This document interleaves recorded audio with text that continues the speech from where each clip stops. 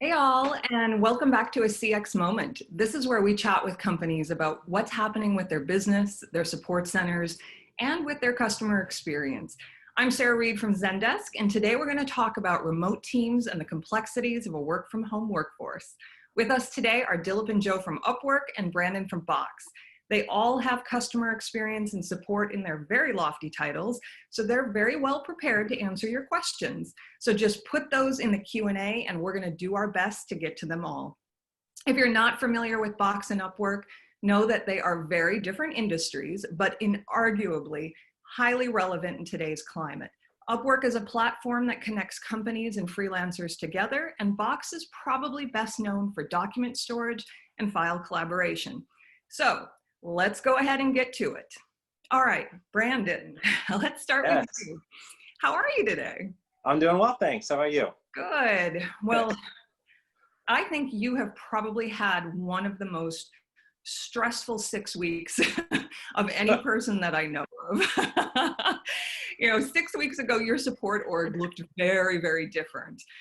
You have a pretty substantial team in Manila, and almost overnight, your BPO closed due to a community lockdown. What the heck did you do when that happened? Yeah, good question. Certainly stressful, although a number of people I'm sure found themselves in a similar situation at the same time. There's a lot of teams based out of Manila, and there's always some challenge in support, isn't there? So that's what makes our jobs that's what makes our jobs fun.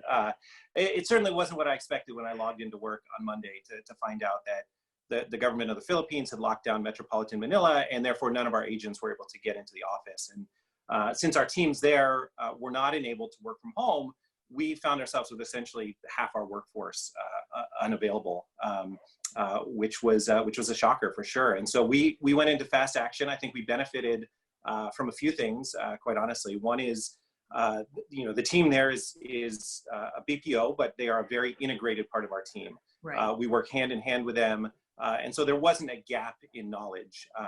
We do the same work with them. And so we were able to quickly transition that work to the teams that remained across the globe with Box. And while I don't think any of us had global pandemic or total shutdown of metropolitan Manila in our battle cards, like our BCP is definitely aligned to support large spikes in volume, whether that's issue related or workforce related. And so we could flip the switch super quickly to put those plans into action and to make sure that we minimize the impact for our customer base, which is great. And I think that the last thing that we benefited from was we've got a really close working relationship with our BPO, which is TaskUs, forged over many years and a lot of work. And so there was a lot of collaboration and flexibility on both sides to really solve this problem aggressively. And so that's what we did. So we both enacted our BCP to adjust to the new reality and take on that work and put a quick plan in motion to figure out how to get these guys working from home quickly. And it really helps to have that trust relationship with your BPO. Yes. Or whatever partner you have. I think we're all in this stage now where those very trustworthy relationships across our entire supply chain or our entire partner ecosystem is now more important than ever. Not a question, but one of the individuals who's listening today, Bonnie, said she had the exact same situation. Yeah, sure. They didn't have a BPO to push the work to, but they leveraged other teams within the company that were no longer working. She works for a retail org, and so they were able to utilize the people in the stores for other work, which I think we're seeing across the board right now. Now, Dilip, your Upwork support team has always been work from home. So in a way, you were uniquely prepared when shelter-in-place orders happened and were not quite as affected as some of us. But I would say even for those of us who are accustomed to remote work, it's really different when everybody is doing it. So how did you manage, the transition of your full-time employees who were actually used to being in an office? No, absolutely. First of all, good morning to everybody and welcome to this forum. So as you rightly said, we are living our mission. The vision for our company is to be the #1 flexible talent in the world. And within our customer experience team, that's exactly what we drink our own champagne. Like as you said, 95% of our team has already been remote. So what had happened for us, it was the remaining 5% of us who were in the office needed to sort of calibrate ourselves to be aligned with what our remaining folks actually did. And that's where we actually were able to sort of do that. We ensured that we had to see that we had the right work environment at home. We ensured that communication channels were always live, and we kept communicating regularly with the team.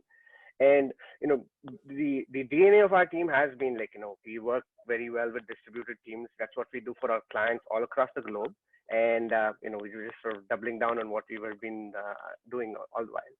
Yeah, and in addition to that, our company also have a work from home Wednesday. We always have done that since the first day I joined, I've been at Upwork for over 4 years. It is a day that help us understand all those remote workers' work environment and a lot of the experiences they're experiencing that we never get to experience, or difficulties that they're experiencing that we never get to experience when we work in the office.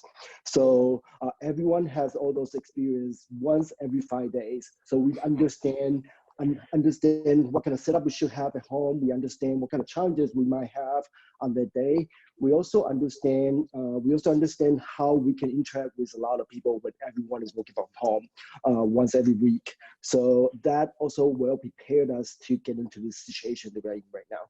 I think that is a fabulous tip. If I could just pause for a moment and let everyone know, Upwork every week on Wednesdays was work from home Wednesday.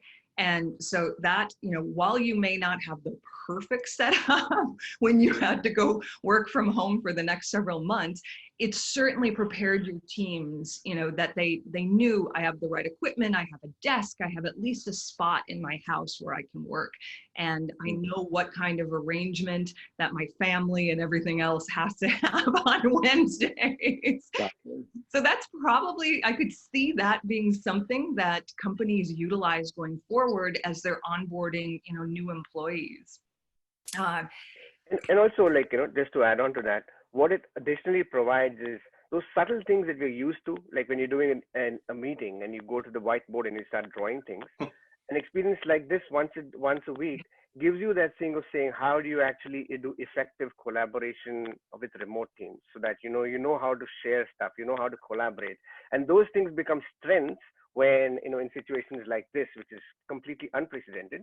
But I would say this is where the shift sort of is, because that's what we at Upwork stand for, is opportunities are not created equal. Talent is available everywhere. So how is it that technology exists today? So in the past, you took the worker, went to work, but today we can bring the work to the worker and have everybody succeed. I like that. We can bring the work to the worker. All right, Brandon, we're starting to get some questions around BPOs. And so I want to go back into that for a moment. And, you acknowledge that your BPO wasn't necessarily prepared for, remote work. And I lived in the Philippines on and off for 5 years. So I fully, recognize that, not everyone has, super stable internet. And, most BPOs don't supply laptops, to their employees. So that alone is a big challenge when all of a sudden you need to move a large number of people, into their homes. Yep. So, how are they how are they adapting now, and how are your agents performing? Yeah, I think you're absolutely right. A large reason that we hadn't enabled work from home is just because of the infrastructure challenges and some of the different living conditions and things that occur there. So it's oftentimes a lot easier just to do that in the office. In addition, when you're paying attention to security and compliance and a lot of those other things, a lot of that is much easier when it's centralized. And so probably I've been at Box for 10 years now, and probably one of my proudest moments is getting through this. We had an agreement in place in 5 days, and we had the team basically at full capacity in 10 days, which was spectacular and took a ton of effort from all sides and all parts of the organization. But we've always, like I said, stayed really close with the team in Manila. So we're closely involved in the QA process. We have a robust set of metrics that we monitor. We are always in touch with them, just in bits and chunks throughout the day as we're solving problems together. So we have a really good understanding of how well they're adjusting, and what's awesome is they're adjusting really quite well. The TaskUs, who I mentioned is our BPO provider, was able to get them get hardware to agents who didn't have it. They were able to get personal Wi-Fi devices to people who needed better connectivity, and through those efforts, we've taken a lot of that infrastructure challenge out of the equation, and a lot of it is just doing the same work but in a different location, which is great. And so they're doing a wonderful job.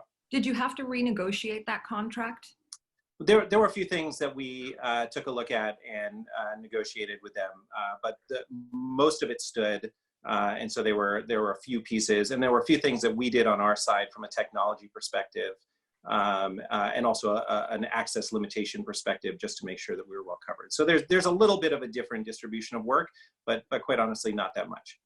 And last thing on that is remote work now part of your BCP plan going forward, and is it something that you think you might do after this is over? I think so. Remote work has always been something that we do quite a lot of with our agents who are based in US, in our US offices, and EMEA, Tokyo. Always been a part of what we do, and we have great tools like Box and Slack and Zendesk that enable us to do it. So that's great, and that'll continue. And I think we've learned a lot more about it, under pressure. I think it is now an option now that we've kind of gone through the rapid work of figuring out how to do it for our BPO. But I do think that honestly, it is easier for that team to work out of a home office or out of an office, just because of the kinds of limitations that they experience there. So Sarah, if I may just add on to what Brandon is saying quickly. So basically, exactly that. It's a journey. We're setting up this entire thing from a remote perspective is not a one-step stuff.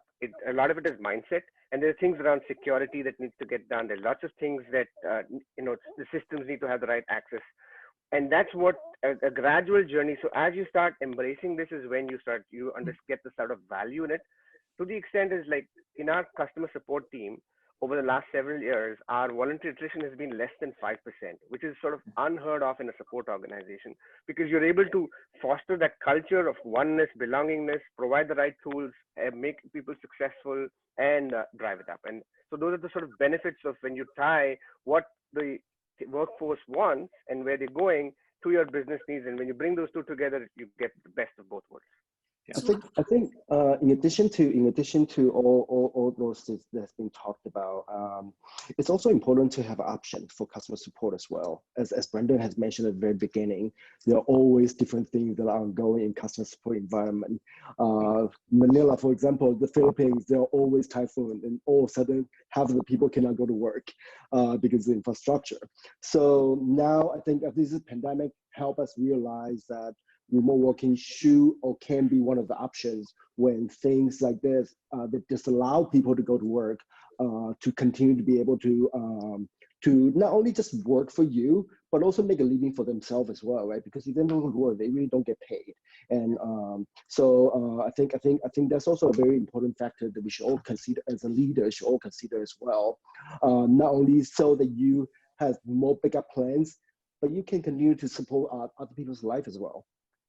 That's a really good point, because it does, completely assist with the work-life balance in some ways, but in other ways, I think as many of us are feeling, that work-life balance gets really out of whack if you don't have the right parameters in place. So let's talk about that for a second, on the productivity side. I would almost argue that, we're working more hours, but oftentimes our productivity, is diminished, or at least it's changed. So how do you monitor the productivity of your teams? So Brandon, you're the far left on my screen. So let's start with you. Like, one, how do you monitor their productivity? And two, have you noticed any changes in that since you moved this particular team remote? Yeah, I think that's important. While we are monitoring productivity, it's more about ensuring that we understand the changing needs of the business than it is about like holding anyone to kind of a strict set of metrics, right? All bets are off right now, and people are adjusting in ways that they need to, and everyone's got unique circumstances. And certainly the pressure, you know, we're not applying pressure to do the same job in the same way as we were before. So it really is about understanding if there are any changes to the business and making sure that we're able to adapt and change to meet those needs. And I think to that end, we're seeing changes both in agent behavior and performance. In some cases, you know, it could be that particular agents are overworking, and we want to say, hey, you know, I know that you're at your computer all day, every day, but take a step back and give yourself some rest. And in some cases, it's places where they're challenged with you know, childcare or whatever, and we need to work out maybe a different working schedule for those employees. And so it helps us adapt to the needs of business, and we're certainly seeing changes in customer behaviors as well, right? Everyone, what's unique about this time is everyone is facing these challenges. And so we're seeing changes in our customer base and the kinds of questions and the kinds of needs that they have as well. And so, you know, robust monitoring of our tools and systems really allow us to see that change and adapt to it. And we've also doubled down on some of our QA processes, just so, again, we as a management team are a lot closer to the work that's happening, since it's not happening in the desks right next to us anymore. It's happening, you know, from people's homes. So it's almost like we have to be a little bit more purposeful about it. And, you know, and I like that. And I also really appreciate what you said about customers. You know, customer behavior is changing across the board. And perhaps one of the good things we're going to get out of this is a little bit more patience. As customers, you know, we can at least hope, right? Joe, you talked about something with me earlier this week where you said, you know, your team has been remote, you know, pretty much for years. And even if companies aren't remote, they're working with people in different offices. So they're working across, you know, time zones, they're working across offices. So just by the sheer definition, they are remote working. And you said this is honestly just a change in mindset. So how are you helping, you know, your teams or even your clients on adjusting to that change in mindset? Well, I think it is important to, as for the team, it is important for managers to really manage their output, manage the result instead of managing what they are doing. And a lot of time, we all want to sit right next to someone. For example, Dilip, like, he's my boss. We all want to sit next to each other so we can talk to each other right away. Also, sometimes we can see what they're doing instead of like assuming that he might not be working when I text this person and he's not replying, right? So it's really about trust, right? And to hire those people, you need to trust them. You need to trust them that they will continue to contribute to the work environment when they are not around, when they're not in the office, and make sure that they continue to deliver, motivate them to deliver. But at the same time, I think in this pandemic, you need to make sure that they also put their health and their family first. I think everyone need to have this strong backup of family and love before they can start doing a good job at work. Anyway, so trust your team. If you don't trust your team member, this is probably not the right person for you to hire anyway, right? So trust them. If you hire them, you know that they can do a good job already. Trust them to continue to do the job when they are not right in front of you, but also apply a lot of the techniques that you use to interact with your team members in different countries, in different offices, to the same people that you use to work right next to each other. Right? At the beginning of the meeting, spend 5 minutes just to talk about things that are not about work. Right? Try to learn about what happened to their family. Try to learn about them. And also, you know, in meetings, there's a lot of like Zoom etiquette as well, right? Make sure that you actually look at the camera so people think that you're talking to them, and they feel that you feel that you are having a real conversation. So there are a lot of techniques that you can apply, and to this kind of remote environment as well. And I think everyone all has done this with other people in other countries and other teams or other companies. I talk to Zendesk all the time through Zoom. I go to the office all the time too because I love the chai bar on your first floor. But we all miss the chai bar right now.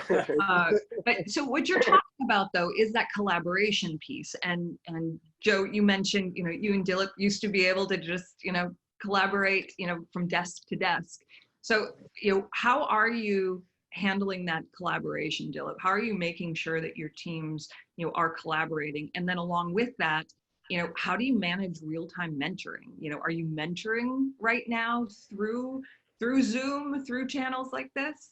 Yeah, absolutely. So communication is important. So we absolutely use all the tools. We have an internal messaging tool called Dash that we use. We use Slack. We now use Zoom.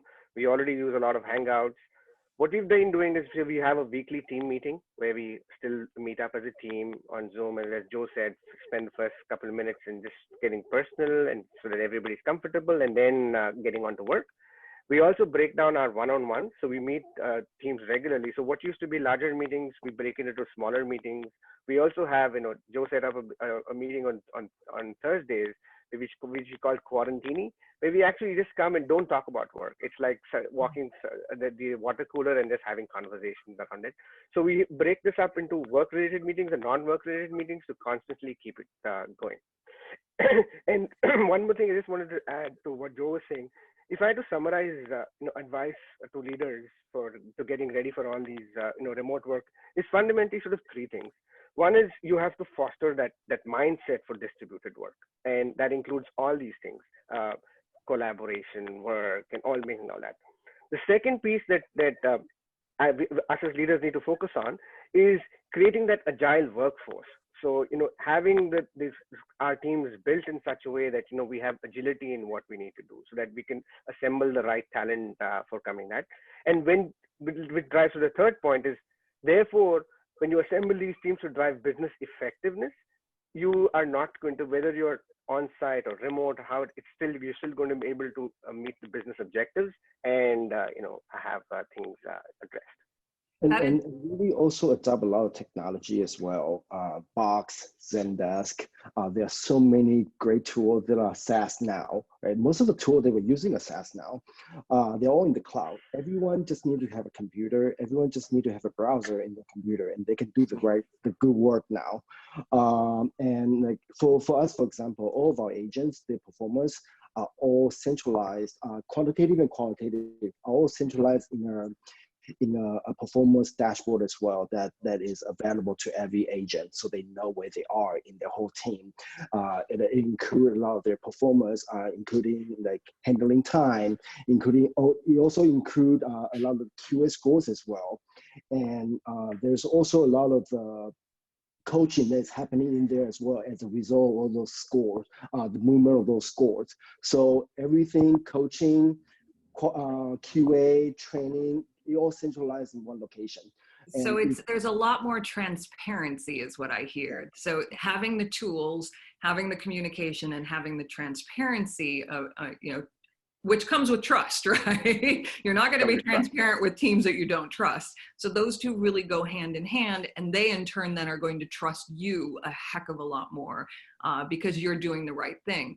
But so this concept of agility, Brandon has, how did you communicate back out to your customers that perhaps their response times are going to be a little bit longer, or that your internal KPIs might have had to be adjusted? Yeah, we did a few things. One, we adjusted some of the inbound channels just to make sure that we directed the funnel to the best places, right? The places where we could respond the most rapidly and get the most information up front from our customers. So a lot more web form and a lot less, phone call, for example. Your channels actually changed too. Yes, and that was, again, just so we could collect information up front that helped us better understand priority and issue type and direct it to the right place.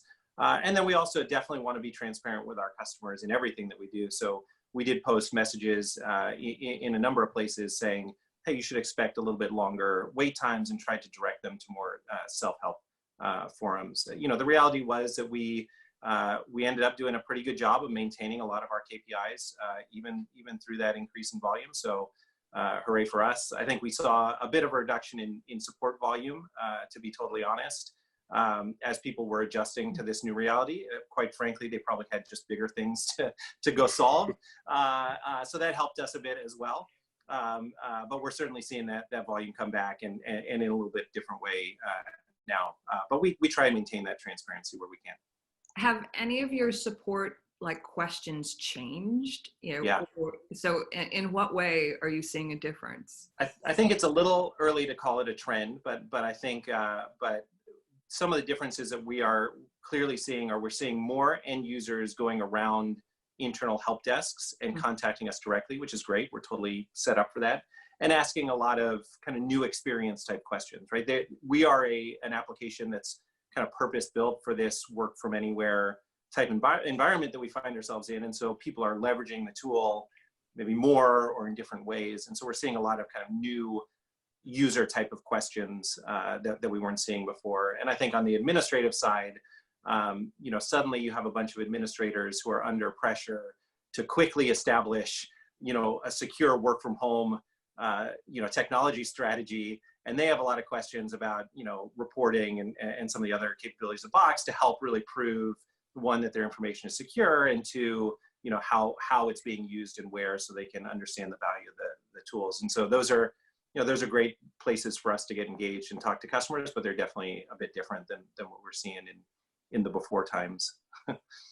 Yeah, and for us, we haven't seen a change in customer support volume, but I must tell you that we are seeing an increase in the last, I would say, 4 weeks or so, of number of talent registering on the platform as freelancers wanting to do much of this remote work. So, that's definitely a promising sign that we see. But I think that's a result that at Upwork, we always take self-help first, and then many-to-many or one-to-many channel second. And then one-to-one customer support is the third one. And the reason for that is not to deflect or to hide on customer, but really trying to help customers get the answer as fast as possible. So we invest a lot of time and money in AI technologies, and we use Zendesk Guide, but we modify Zendesk Guide a lot, so it's really personalized for a lot of users. We are seeing our when I joined Upwork, 20 in every 100 users that go visit our help center, and then are contacting customer service. Now only 4.5. Okay? So there's a huge improvement. There is a result of our investment. We also see a lot of users that they'll just mention that registering in our platform, they don't come to our support, but they go to community instead. They want to learn from other community members who are experienced on our platform. So they want to learn the best practices. They want to learn how to be successful at Upwork. So we do see a traffic increase there. But on customer support, I think because of our strategy, we are not getting hit a lot, even though we are seeing a lot of new registrations on our platform. And now is such a great time to utilize the crowdsourcing and the peers within the community. In our last minute or so, I do want to mention that both of your organizations have very extensive remote work resources listed on your website, which I found just fascinating. Like, you have sections from Zoom etiquette, as you talked about, to how to manage remote teams. And so I think you both have incredible resources out there, not just for your customers but for the public at large. But so in our last moment, what's your favorite piece of work from home advice? Whether it was something given to you or something that you've experienced. Joe, let's start with you. Make sure you shower and put on some nice clothes before you go to work. No, I mean, really put your mindset into the work environment, right? So don't feel that you're at home, so you can not prepare for work anymore. How about Dil? Yeah, my only change is, this Dodge Tooney kind of beard is something new that I added on during this thing. But it's about keeping the same discipline as we did while going to work. Shower in the morning, get ready, and come to work, and just doing what the rest of my team has been doing for so long. Brandon? Well, okay, I'll say two things. The first is always important to wear pants on a Zoom call. I think that goes without saying. You never know when you have say, to stand up, right? right.